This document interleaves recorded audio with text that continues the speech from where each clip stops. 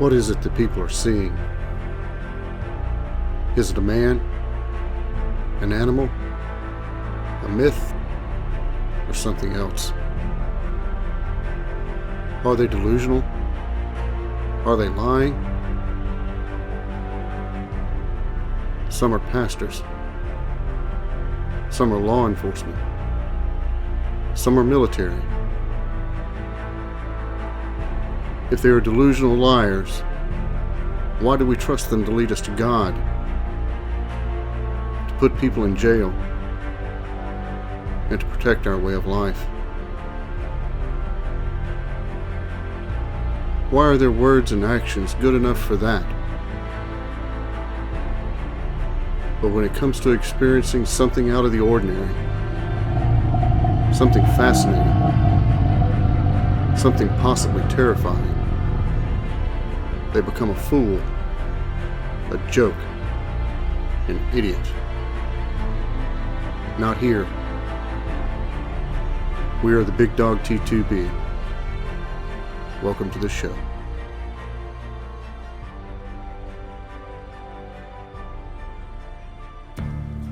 Hello everyone, my name is Jack, and welcome to the Big Dog T2B.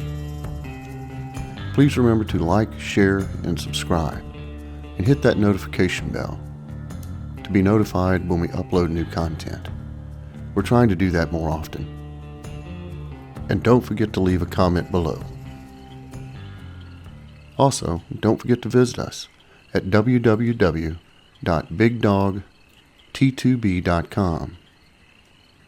And you can contact me directly at gentlemanjack@bigdogt2b.com if you would like to be on the show, or you know someone who would like to be on the show. We'd also like to recognize the people that commented on part 4 of our series with Greg, and thank you all very much for your overwhelming praise. Keep in mind, we also welcome constructive criticism.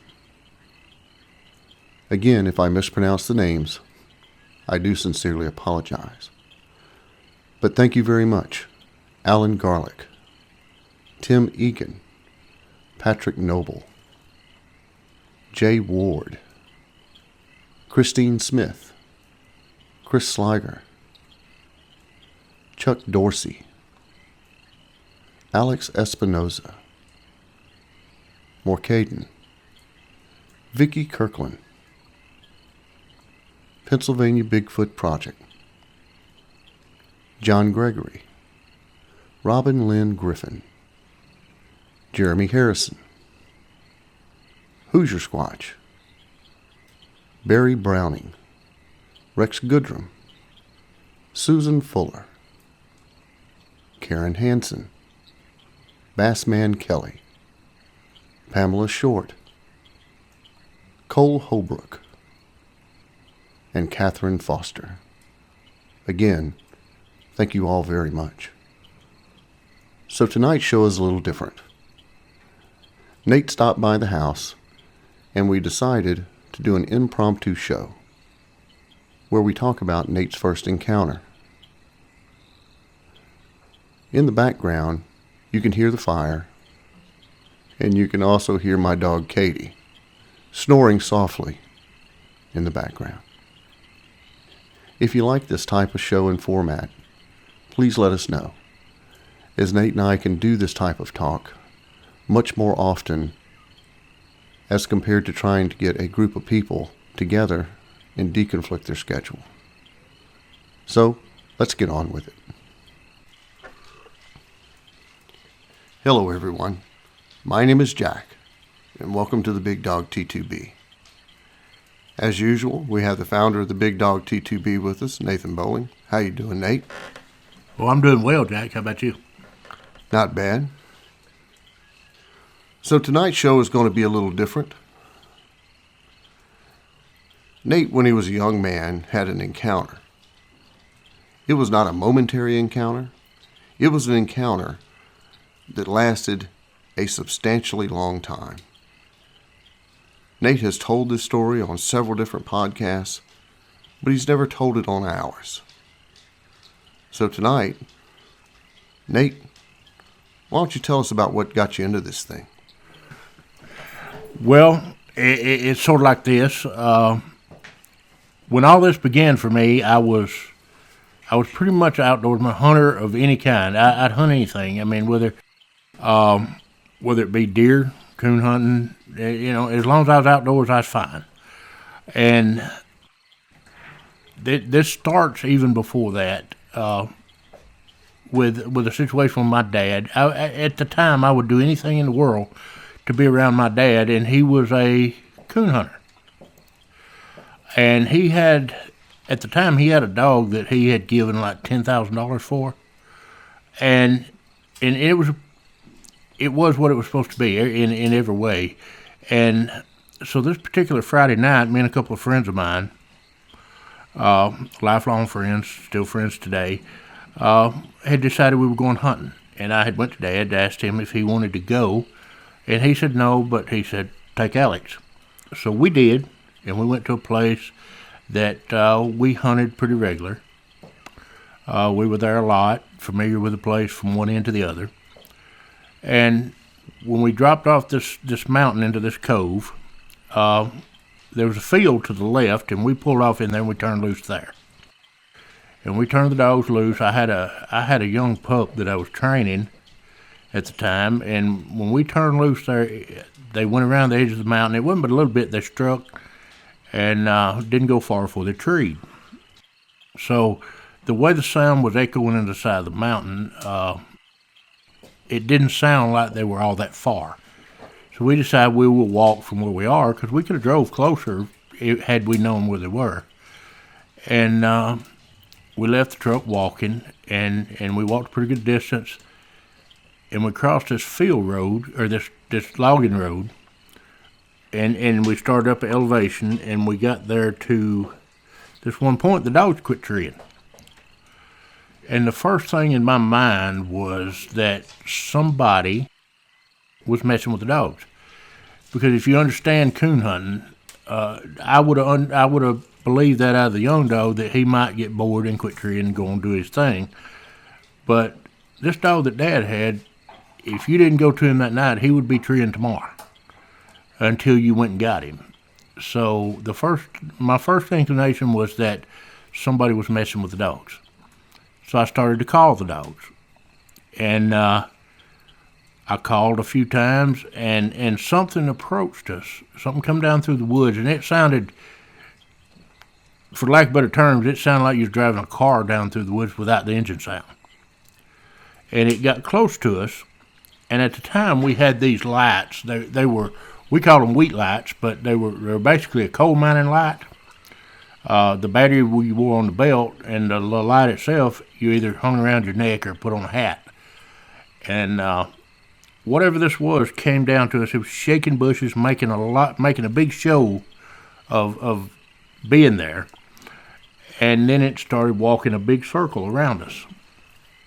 And I would take my light and try to see it, and I never could get a good light on it, but it was making this circle around us for, I don't know, a significant amount of time. And we waited till it got on the back side of the circle, and we walked out back to this logging road, back to the main road, and down the main road to where we were parked.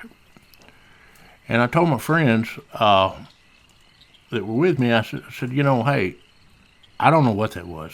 It was big. And all we had was a .22 rifle, because that's pretty much what you coon hunt with. And I told him, I said, I can't leave Dad's dog down here.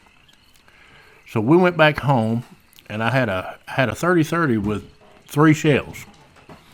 So I got it, and we came back.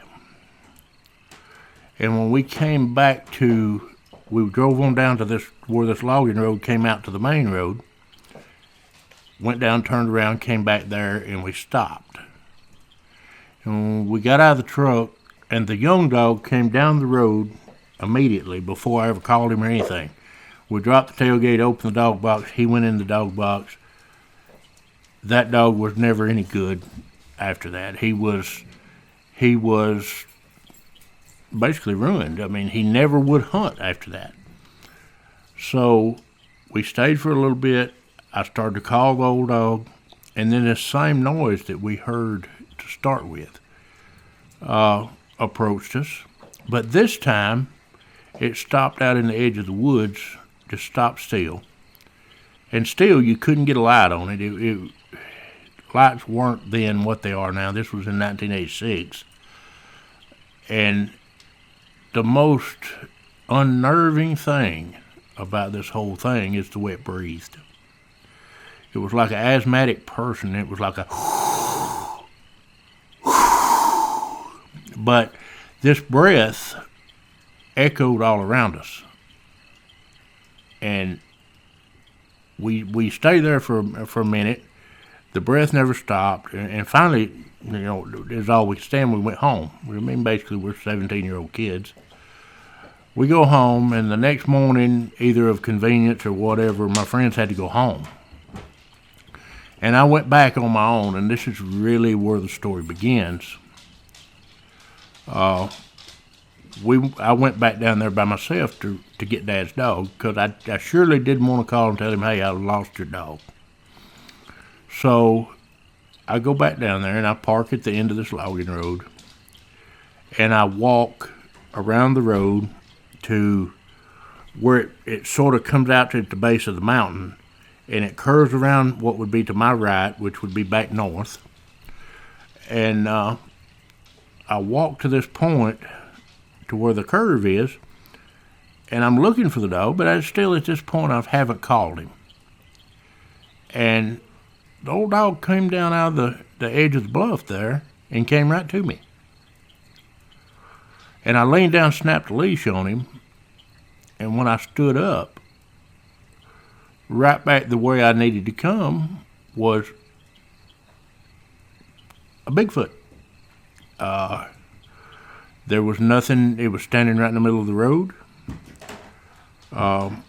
Nothing between me and it but air. And this. I've always thought that everybody's first encounter sort of dictates what they think about these things and the way they take the way they perceive things from then on. Their thoughts on the outdoors, their thoughts on hunting. I mean, I've had people tell me that it ruined their outdoor life. They'd never go hunting again. They'd never go in the woods again. And I've had some people to tell me that it gives them an insatiable hunger to know more about these things, and this is what it did to me. Because this creature, and I drew a picture of it the next day, and I've kept that picture with me for 30 some odd years now.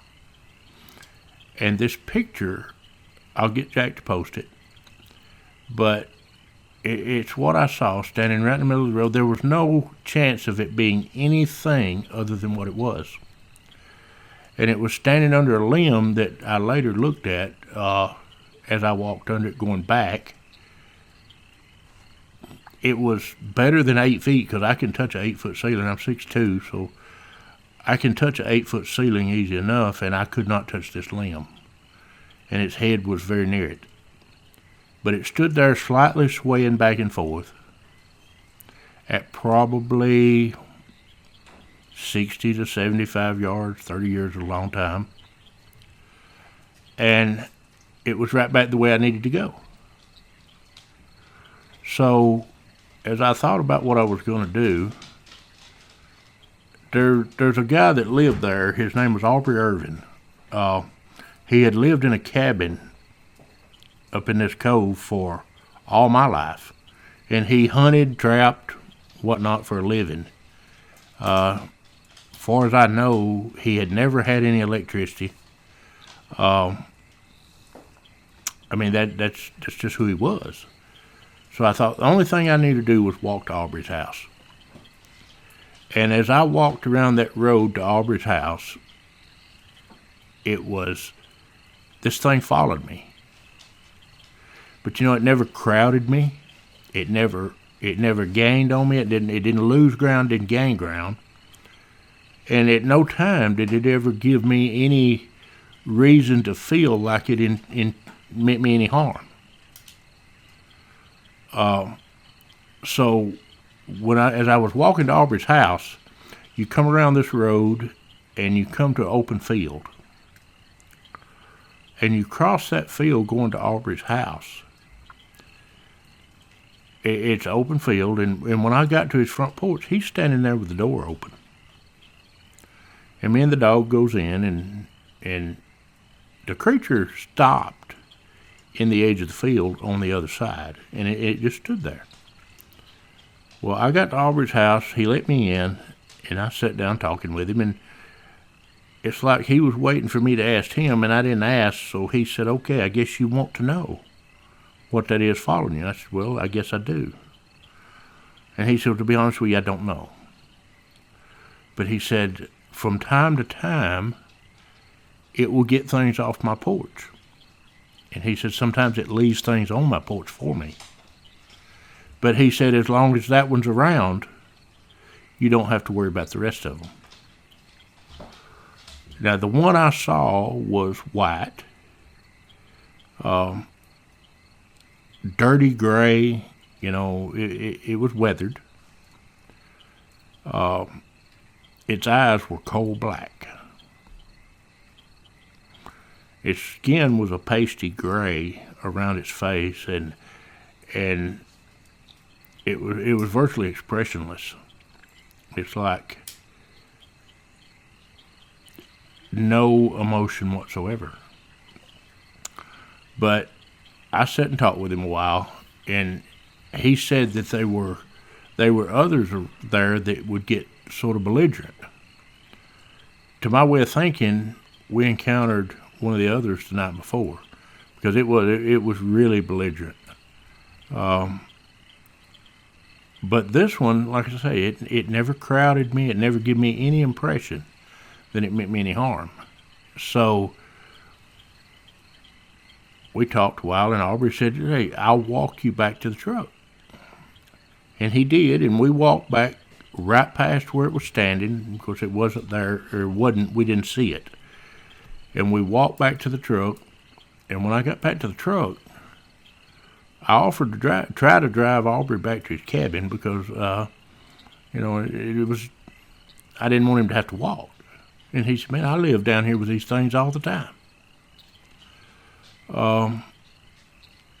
And I've seen him many times since, so evidently he was fine. But this thing followed me.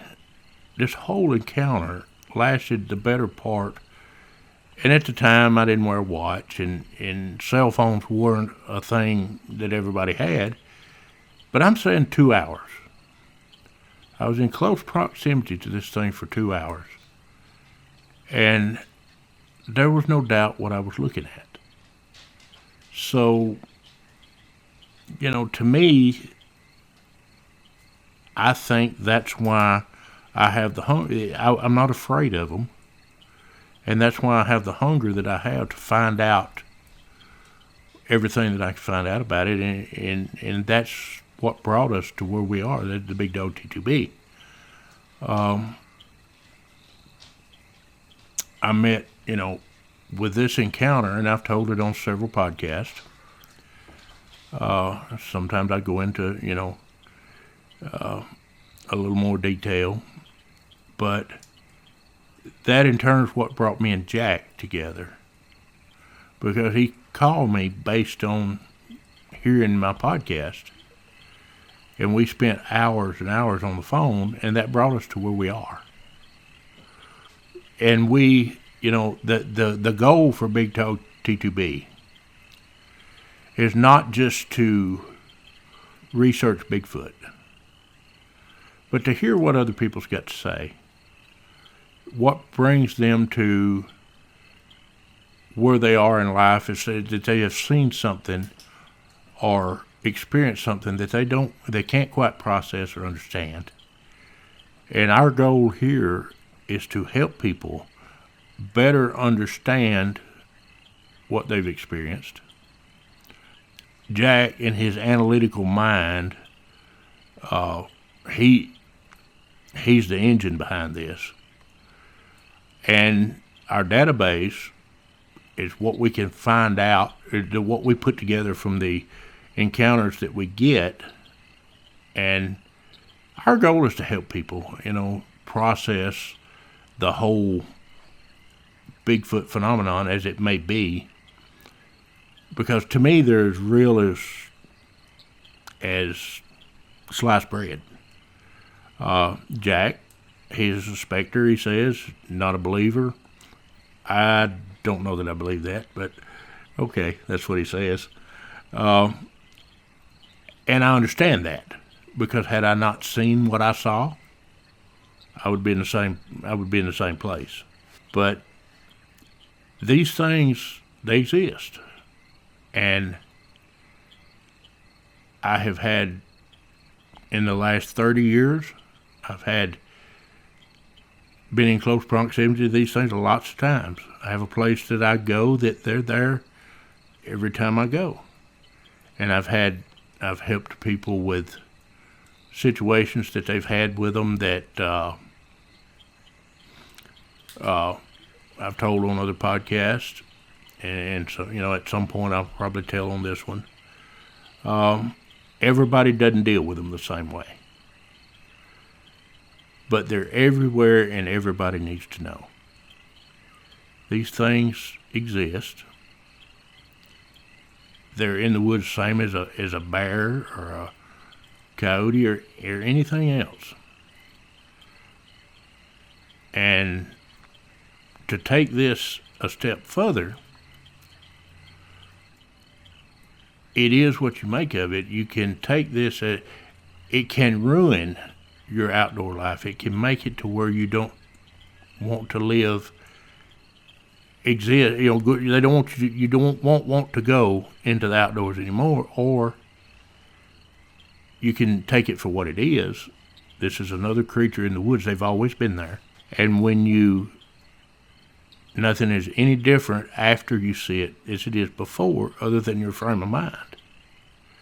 And I hate to see this ruin anybody's perception of the outdoors based on this, because people camp and people hunt in grizzly country. People camp and they hunt where there's all kind of predators that can do you harm. But the likelihood of this happening is pretty slim. So my thoughts toward the person that has the encounter that don't have a box for it yet, don't have a place to put that encounter, is that nothing is any different now than it was before you had this encounter. The same thing exists. The same thing is out there. The only thing is, you know about it now. Brother, I have heard this encounter numerous times. And it's funny what you include and what you don't include, what you remember at the time when you're recounting that encounter. This time versus other times that you've told it. So, one of the questions that I have, that I normally ask everybody that comes in and tells their story. You're out there and you have your encounter. You had guys that were with you. How many of those guys ever went hunting with you again? Well, actually, neither one of them, because from this day on, I can't look back and tell you how many times that I actually went hunting after this, because my life changed. From that day forth, if I sit in a deer stand and claim to be deer hunting, deer ain't what I'm looking for. I ain't killed a deer since. I can't tell you. Before, I coon hunted a lot. After the fact, I can't tell you how many times I went. Now, one of these guys, him and I talked, one of them I sort of lost touch with, but the other, I've talked about this situation many times. And all he will do is, well, it might have been a mountain lion. Okay, it never screamed. It never made a vocalization. The closest thing to a vocalization it made was the breathing. A mountain lion doesn't shake bushes and tear up trees and all these things. But that's his box that he put it in. That's where he had to put it to continue to live his life the way he did. He couldn't acknowledge that this is something that is not supposed to exist. So I can definitely identify with that. I can't say that I believe in Bigfoot, but I've had numerous, and when I say numerous, I mean numerous things that I can't attach to a human or a known four-footed animal in North America. It's just that way. And having been there with friends and family, it's amazing. It's kind of a 3-day window because, living with these people, that it takes about 3 days for them to try and rationalize their way out of something and say, well, it was just this. So bears tend to move away from you. Bears don't want a lot to do with you. Cougars, mountain lions, panthers, that breed of cat, if they're coming and they're going to get you, generally you won't know it until they're on top of you and within sight. That leaves one thing for me in North America, in the southeastern United States, and that's a hog. Hogs, people that haven't been out there with them, they're territorial, right? Not territorial over a piece of ground, but territorial about their space. They're going to come see you. They make some horrendous, hellacious noises. Tell me why this wasn't a hog. That's simple. At the time, we didn't have hogs. Still don't to any significant degree, for the first thing. For the second thing, this thing was intelligent enough that when it got to basically where it thought the range of our lights were, it stopped. It didn't approach us any closer. It made a circle and or stopped dead still. And that took a degree of intelligence that a hog, in my opinion, doesn't possess. Not to mention the next day that hogs are not 9 feet tall. Hogs are generally not white, and they don't stand in the middle of a road swaying back and forth. Well, one day to the next, it could have been two different animals. Doubt it. I understand. So when this thing stood up in the road, tell us again how far that was from you. I have always said 75 yards, and I'm going to stick with that. It could have been 60, could have been 80. 30 years is a long time, but I say 75 yards. It was close enough that I could see facial features, but I couldn't see lines in its face. Does that make sense? Yeah. I mean, I could see that it was totally expressionless. There was no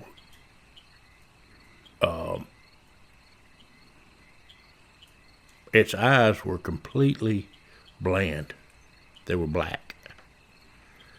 There was no emotion, no expression, no thought of, and this is just, me looking at it, gathering what I thought. But to it, I didn't matter. It was no animosity, no hostility, no sympathy, no anything. It was just expressionless.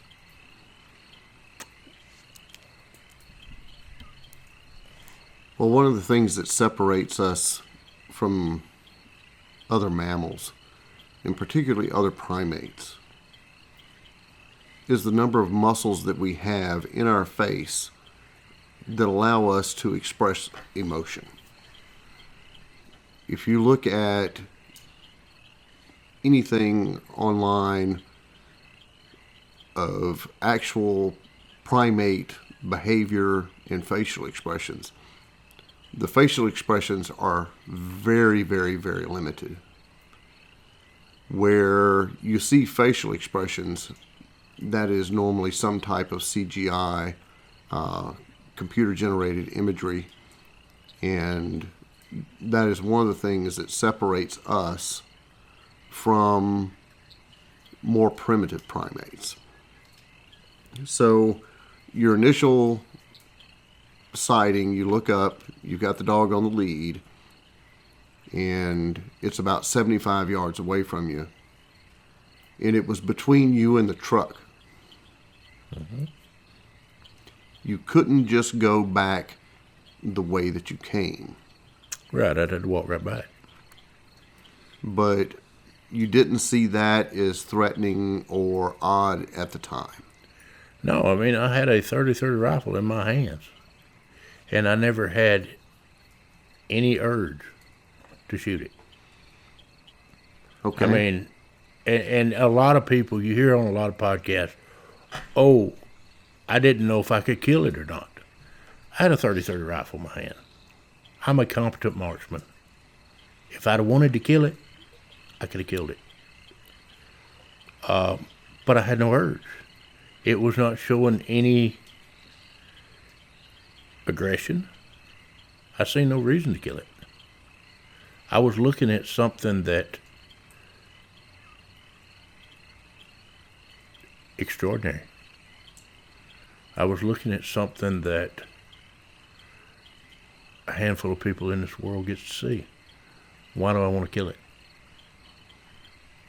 Well, there's another thing about that isn't widely known published. Mm-hmm.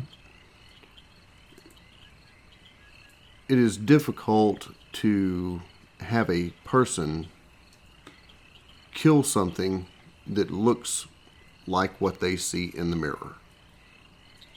Anything that has a face that resembles our face, it is very difficult to just outright kill without any kind of provocation something that resembles us in any way. That's why it's a very different training. It's a very different motivator. It's easy in combat situations when someone is aggressive and they're shooting at you to get somebody to shoot back at them and potentially kill them.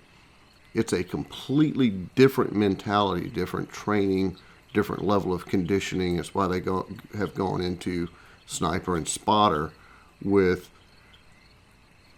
shared responsibility for snipers of someone who shoots something that looks like them, that is completely unaware of the fact that they are there and not aggressing them in any way. So that's one of the things that in a natural human form deters people from shooting things that look in some way like them. So that's understandable on many different fronts. So it's standing in between you and the truck, and you didn't take that as a sign of aggression. And that's 75 yards. Tell me, how close did it get to you when it was following you? And what was the farthest point away from you as it was following you? And did you ever lose sight of it for a significant amount of time? That's the thing. The distance between it and me was sort of dictated by it stayed where it could see me the whole time. Not see part of me, but all of me. The only time it would close or drop back is when we had only time there was much fluctuation in the distance at all was when the road would curve around to where it would move, and in the curve, if I was to the right side of the road, the curve around to the right, it would move to the left, and sometimes maybe gain a little ground, so it stayed in full view of me all the time. To where and I'm assuming that it didn't matter if I could see it, but it wanted to see me the whole time. And the strangest thing about this is that old dog. The dog the night before was a nervous wreck. Like I say, it was never any good. It was not a hunting dog after that.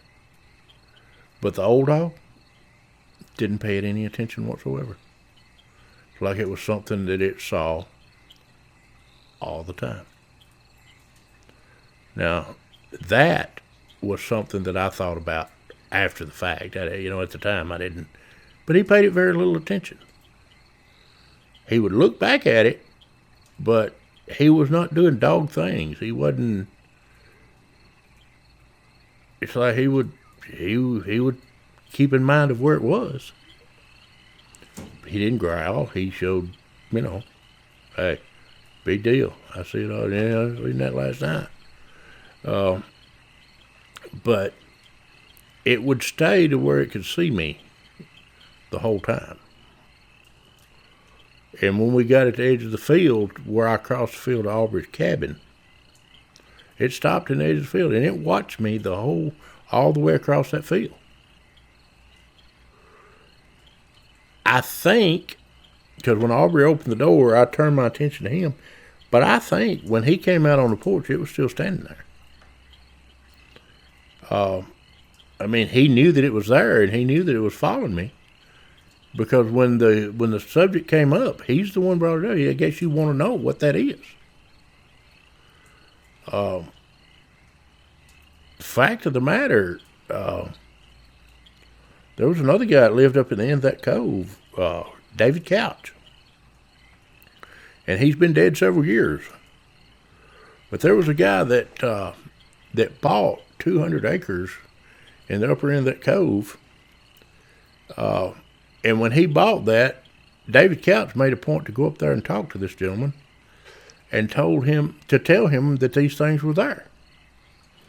And the old guy told me on the phone, I talked with him not very long ago about crossing his property to get to another piece of property there that we want to research a little bit. And he said, Mr. Couch came down and told me about these things. And he said, when he first told me, he said, I thought he was a senile old man. But he said later on, he said, and at the time, he said, I've yet to see one. But he said, I've heard them scream. I found their tracks. And he said, I found 2.5 coyotes. And of those 2.5 coyotes, he said the one that was, the only half of it was there, said it looked like something said there wasn't a mark on any of them, but said it looked like something that took its back legs and its front legs and pulled it in two.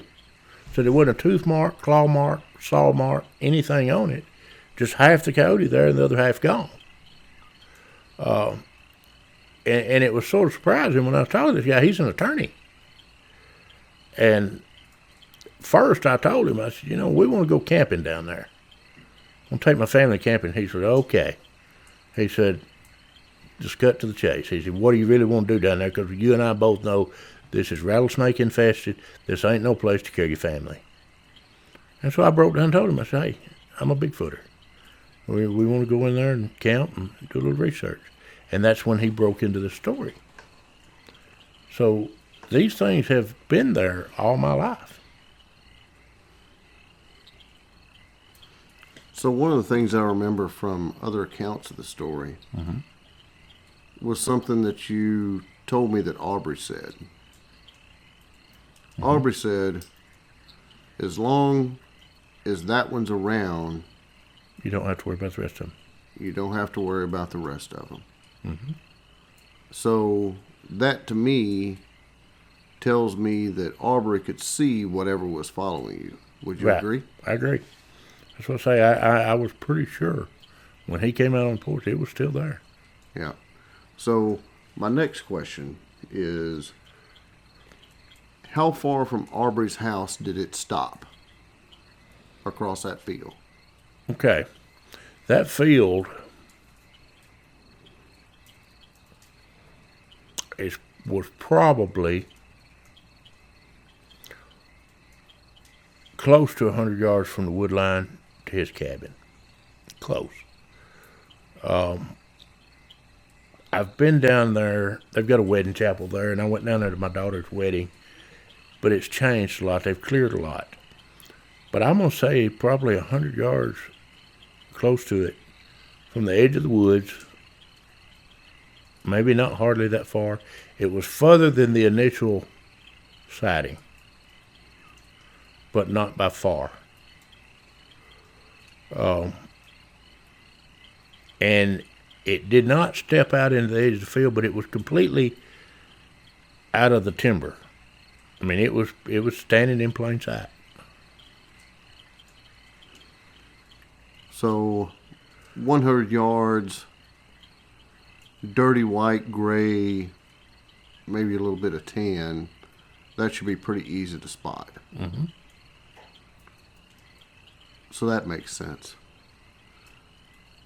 So Aubrey said that it took things off of his porch, Mm-hmm. and that it left things on his porch. Mm-hmm. Was he ever any more specific than that? He said it liked shiny things. It was bad about if he put a can outside. A bean can with a wrapper off of it, or something that had a little bit of shine to it, maybe a reflection of. He said it liked shiny things, unique things, and there was no rhyme or reason to what it would take. The things that it would put back might be a dead possum or a rock. And he would keep all these things. He showed me some of the things that it had left, and, well, not the dead possum, but the rocks and things like that. It's like, he said it was like it was a barter system. Well, he called it trading. He said, trades me stuff. Because Aubrey, he was a pretty simple guy. But he said it traded him things. Or that's what he perceived it to be. Said it would never take anything. It might not be the next night, or it might not be that same night, but it never took anything that it didn't bring something back. He said most of the time when he went out, it was around. Now, he didn't get, when he said belligerent, the others being belligerent, and that's the term they use, belligerent, he didn't elaborate on their belligerence. But from what I gathered, he perceived the others as being, lack of a better term, dangerous. He didn't trust them. But he, from what he said, believed this one to be the alpha. And he said that it keeps the others in line.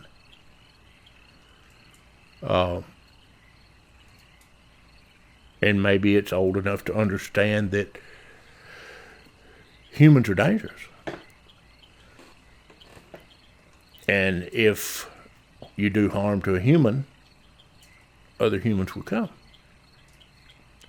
There was an old lady that I've talked with a while back, a friend of my wife's, and this lady lived during about that same time. Her and her husband had bought a double-wide trailer over this cove that this happened in, and there's a ridge that goes between it and another cove.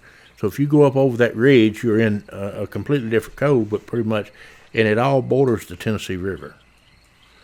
And this old lady and her husband at the time had bought a double-wide trailer on this ridge between the two coves. And her kids, there was a pond on their property, and her kids played by this pond a lot. And her kids had ran to the house and told her that there was a old man, I forget how she put it. I've got it recorded, if I could find that recorder I've been looking for. But there was an old man, a big old man watching them. And she didn't believe him, this kid's imagination. And at the time, they had a front porch, and she had her washing machine on this front porch.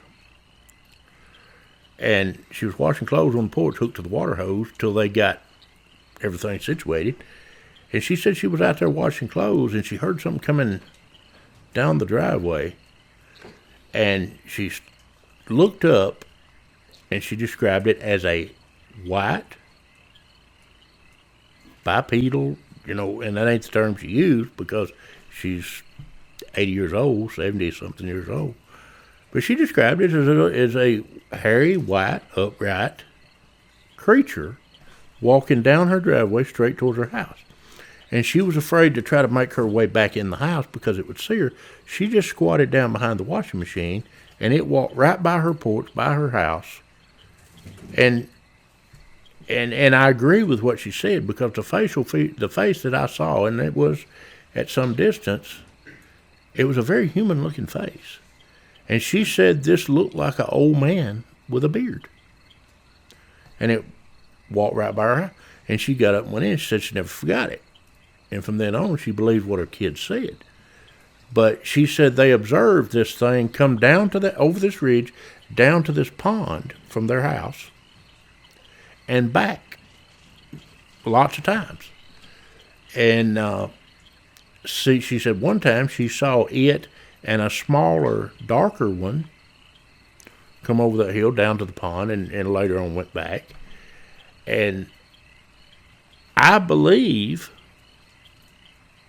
because of the time frame, the geography, and all the things that sort of line up, that I believe that this was the same creature that I saw, because she said it was a white.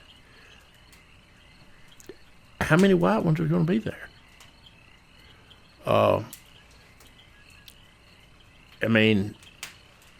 It sort of supports, it lines up with exactly what I saw in the same time frame. Well, the local lore and the Alabama White thing goes way, way back. Mm-hmm. So it would suggest that whatever genetics produces something like that that's white, that it would not be that uncommon, because the lore of the Alabama White thing is not localized to any specific area. It goes all the way down into Clark County, mm-hmm. which is just above Mobile County, and Baldwin County at the very southernmost portion of the state, all the way up to north of Huntsville and Marshall and Jackson counties. So there being more than one white one, that is very easily understandable. Mm-hmm. But I have a question about Aubrey. Okay. How many times did you and Aubrey talk about this after it happened?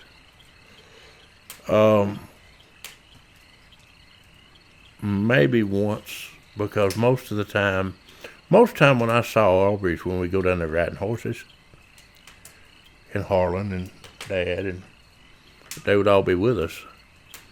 And Harlan's opinion on this. Yeah. And which is changing.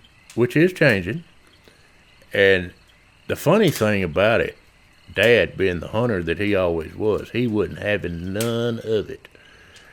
And it was back last year sometime, he asked Harlan, he says, "What does Bigfoot eat?" Well, it's a it's a thing that humility comes with age. When you're young and you're strong and 10 foot tall and bulletproof in your own mind, the fact that anything out there could exist that could take you, maybe whether or not you had a gun or not,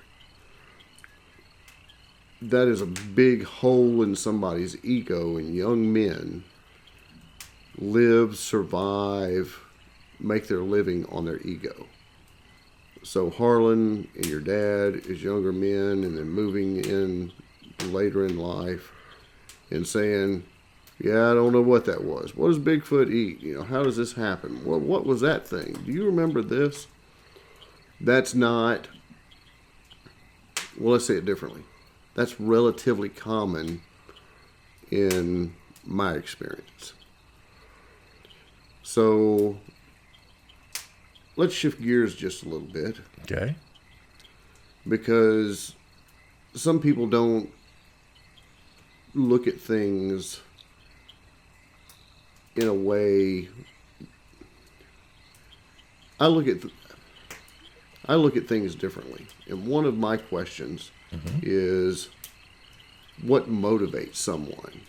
And what do they do in response to that motivation? There's a guy, I forget what his name was. He owned the largest heavy equipment distribution center in Canada. And he almost went bankrupt once he had a Bigfoot encounter. Right? He went from being this multi-millionaire to almost losing everything that he owned because something happened that caused him to sink way too much money into the pursuit of a mythical, nonsensical beast, aberration of science called Bigfoot. So to bring that down into a more personal level, if you had to put a price tag on the amount of money that you've spent on just Bigfoot things, right? This is not useful for anything else other than to go in the woods and look for big, tall, hairy people. What would you say that dollar amount is? 10,000. 10,000? More than I can afford. Comfortably. And that's one of the questions that is out there that I don't normally talk about when we're doing regular shows, is what motivates someone to uncomfortably spend? What happened? What drama, trauma, life event occurred that caused someone to spend an exorbitant amount of money? I've got a little bit of money. You've got a little bit of money. And take for instance our most recent purchase. How much did we spend on that thermal? $1,500. $1,500 on a thermal camera, which is better than the ones that we have, that Nate has. And we had to basically go in together to acquire this. To substantiate without a lot of guilt, spending $750 a piece to stay out of the doghouse on a piece of equipment that is good really for nothing, because it's not a scope. You don't put it on the top of a weapon. You don't use it to shoot something. It just allows you to look out away from you in the dark.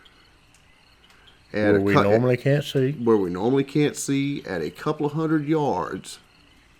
And it's good for nothing.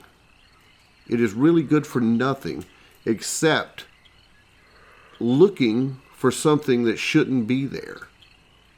Unless you're manhunting, right? If you're manhunting fugitives, great tool, right?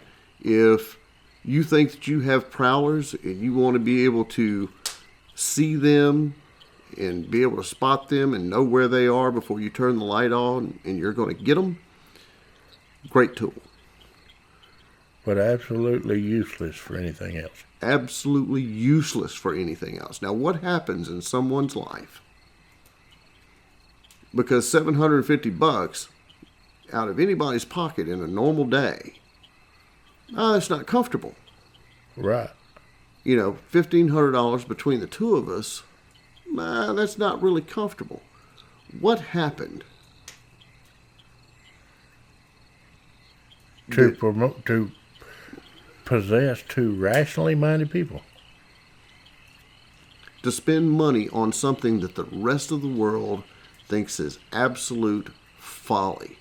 It's a myth. It's a legend. It's a good fireside, scary story. What takes two people, old retired military guy, whatever the background is that's associated with that, that's a different day. An outdoorsman, growing up in the woods, coon hunting, animal husbandry, raised on a farm, having to deal with animals in a way that, death occurs. You have to deal with stuff. It's a very matter-of-fact thing in living on a farm and dealing with that environment. And that's the way that Nate grew up.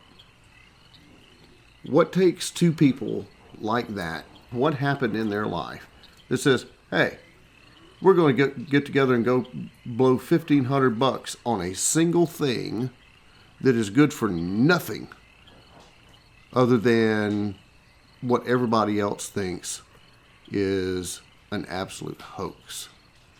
And that's a good question, because we're not in a minority in this community. I can tell you of a number of people that have spent $20,000, $30,000, $40,000 that we know personally. Right.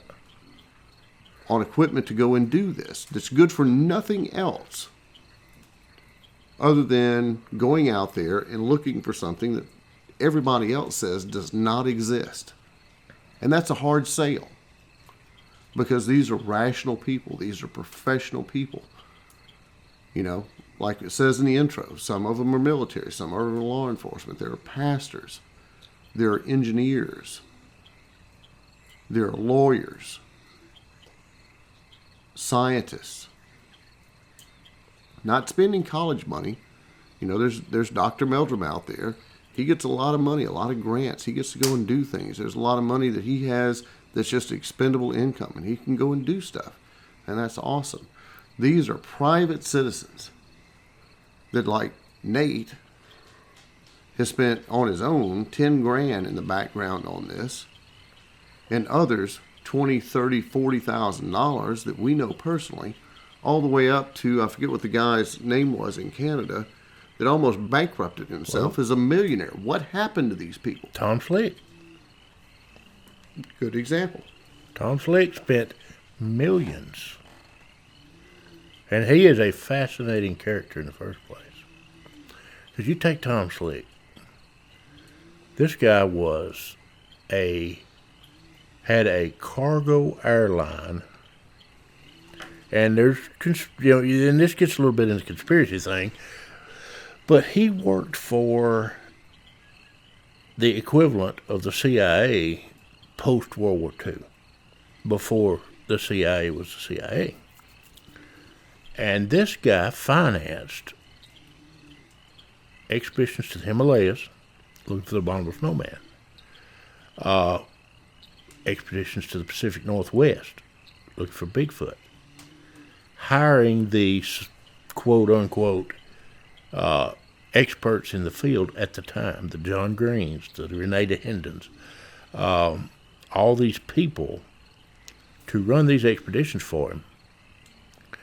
And he did this over and over and over. And then one day, he stopped. Okay, this guy was friends with Howard Hughes. But when you have unlimited amount of money, you have unlimited means, unlimited time, unlimited resources, Why do you stop looking for something if you're obsessed with it? David Paulides. Controversial guy. He does his thing. And one of the things in David Paulides' story, and again, it's stories, is the Hoopa Project. He was not by himself on the Hoopa Project. The Hoopa Project, they went out, they stayed on the res, they did the thing in different versions of what I've listened to and what I can determine, anywhere from 6 months to almost 2 years. That's not a small amount of money. So whoever hired David Paulides and said, hey, go out there and find out what is really going on. Something happened to these people and that's not a small amount of money. To keep someone, I think David Paulides lives in California, to pay his bills and somebody else's bills as a minimum for 6 months to 2 years while they went out and did this research, did that thing. That is what happened to those two people that financed that said that, hey, it's a good idea to spend this amount of money. It is worth this investment to me. Nate and I have been out, and things have gotten a little hairy. They've gotten a little bit offline. They've gotten out of bounds. And my heart rate really hasn't changed very much. And I think that's because I reference everything back to what happened to me in the Mobile River Swamp. Because that night was a long night. Nate, on the other hand, his first experience was absolutely benign. So to Nate, it's just another day. He's not expecting anything out of bounds to come more significantly than what's happening in that particular moment. Other people, they expect things to get worse. And because of that, they never go back. And that's where Nate really, really hopes that they get past that, because at that point it's taken something from them. If they exist, they're there all the time. They've been there all the time. And there's no real difference between them and, like Nate said earlier in the show, living in grizzly country. The difference is, now you know. So, we're at about an hour, and that's about where we like to keep a show. Nate, is there anything else that you'd like to add? Basically, Jack, that, we're here. Big Dog T2B is designed to not be judgmental. We hear what you got to say. So if there's anybody out there, you can contact us on the website. If you got anything to say, an experience, an encounter, we'd like to have you on. Because we're here to help. Help you through something that maybe you don't understand. Something that you can help you process what you've experienced. There's been people out there that have needed help with a situation at their property or at their home. And numerous times, we have went out and tried to help them work this out. And usually things are better when we leave than it is when we get there. This show only does as well as the people who contact us to give us the content to bring to you. So if there's anybody out there with anything to say, please give us, shoot us an email. If you got a question that you'd like to have answered, leave it in the comments. We will address that question. And don't get me wrong, we ain't no smarter than nobody else.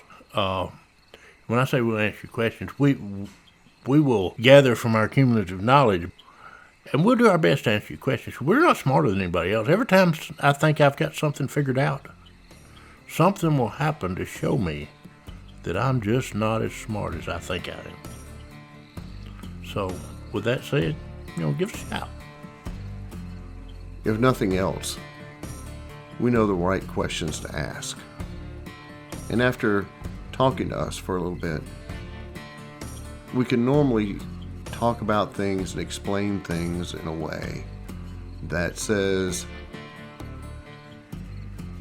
this is a biological creature, it has a set of motivators, and if you know that, you can work around those and go about living your life in accordance with that. So please remember, if you decide to step off the pavement, if you decide to step off the trail and get back into places where people normally don't go, you need to be mentally, physically, and emotionally prepared for what you may encounter. Take care. God bless. We love you. And until next time, have a great day.